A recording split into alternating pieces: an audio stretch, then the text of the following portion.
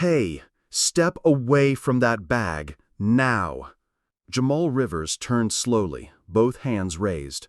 The Atlanta airport buzzed around him, but in that moment it felt like a silent battlefield.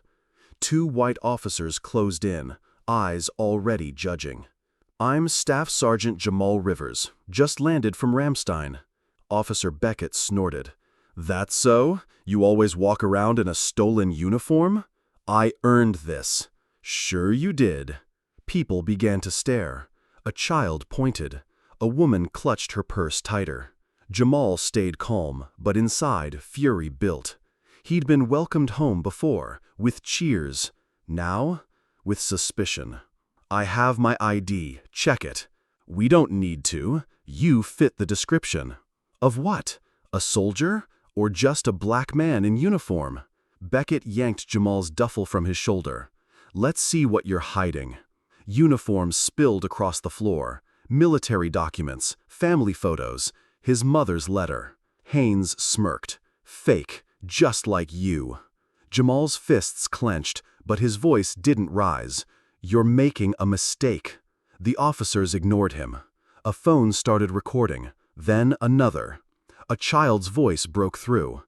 "Mommy, why are they hurting the hero?" Beckett shoved Jamal into the wall. "You're under arrest."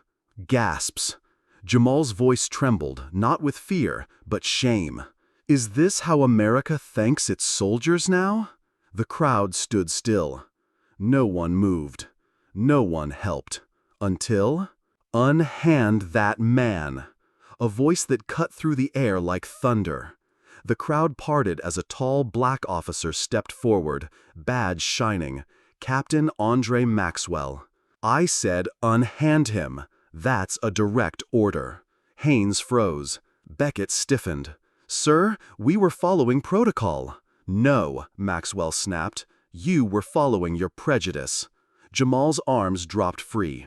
He stood tall, but his eyes burned. Maxwell turned to him. "Are you hurt, Sergeant?" Jamal nodded once. "Just tired, sir. Tired of this happening again and again." Phones were still filming. One woman whispered, "Is he someone important?" Another man answered, "He's a soldier." That should have been enough. Maxwell glared at the officers. "You two, my office, now." But now. Even the silence tasted like justice.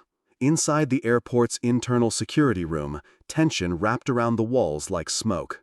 Jamal stood in the corner, arms crossed. Maxwell addressed Chief Granger as the two officers sat, pale and sweating. They tackled a decorated soldier without cause. They humiliated him in public. Granger's eyes narrowed. "I saw the footage." He turned to the officers. "You didn't even ask for his ID?" Beckett stammered.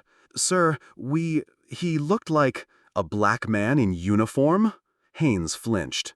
"You falsified reports, used unnecessary force, and worse, you disgraced our department." Jamal spoke quietly.